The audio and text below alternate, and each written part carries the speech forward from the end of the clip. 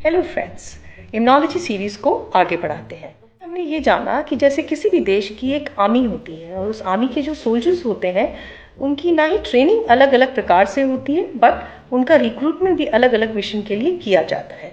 ठीक उसी प्रकार से हमारे इम्यून सिस्टम में जो आर्मी ऑफ सेल्स है वो भी सोल्जर्स की तरह है और इन सोल्जर्स का काम होता है कि पैथोजन से हमें बचाना। तो आज हम इन्हीं सेल्स के बारे में जानेंगे। सबसे पहले मैं आपको बताऊंगी वाइट ब्लड सेल्स के बारे में। वाइट ब्लड सेल्स वो सोल्जर्स हैं जो किसी भी अटैक को रोकने के लिए हमेशा तैयार रहती हैं। फिर जैसे कि आर्मी में स्पेशल फोर्सेस होती हैं, जैसे कि हमारे देश में एनएसजी है, तो ऐसे ही हमारे शरीर में भी स्पेशल फोर्सेस हैं और इन सेल्स का नाम है टी एंड बी सेल्स। ये सेल्स बहुत ही स्पेसिफिक एनिमीज को टारगेट करती हैं और उन्हें ख़त्म कर देती हैं। बी सेल्स वेपन्स बनाने वाली टीम होती है जो कि एंटीबॉडीज़ बनाकर किसी भी इन्फेक्शन को नष्ट कर देती है। फिर मेरी अपनी पर्सनल फेवरेट है मैक्रोफेजेस। मैक्रोफेजेस टैंक्स की तरह होती हैं जो कि जर्म्स को खा जाती हैं और उन्हें मार डालती हैं।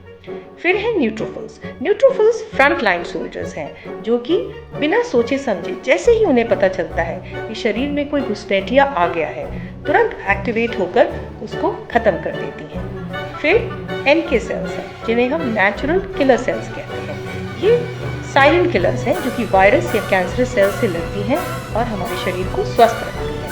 तो इसी प्रकार से बहुत ही प्रकार की सेल्स होती हैं और ये सेल्स मिलजुल कर काम करती हैं और हमारे शरीर को स्वस्थ रखती हैं। तो हमने जाना कि माइक्रोबायोलॉजी और इम्यूनोलॉजी का बहुत ही गहरा कनेक्शन या रिश्ता है। माइक्रोब्स मौका पाते ही अगर हमारा इम्यून सिस्टम ज़रा सा भी वीक या कमज़ोर पड़ता है तो हमारे शरीर में एंट्री ले लेते हैं और वहाँ घर बना लेते हैं। लेकिन अगर हमारा इम्यून सिस्टम स्ट्रॉन्ग है तो इन पैथोजेंस को हमारे शरीर में एंट्री नहीं मिलती है और किसी भी प्रकार के इन्फेक्शन से ये इम्यून सिस्टम हमारे शरीर का बचाव करता है।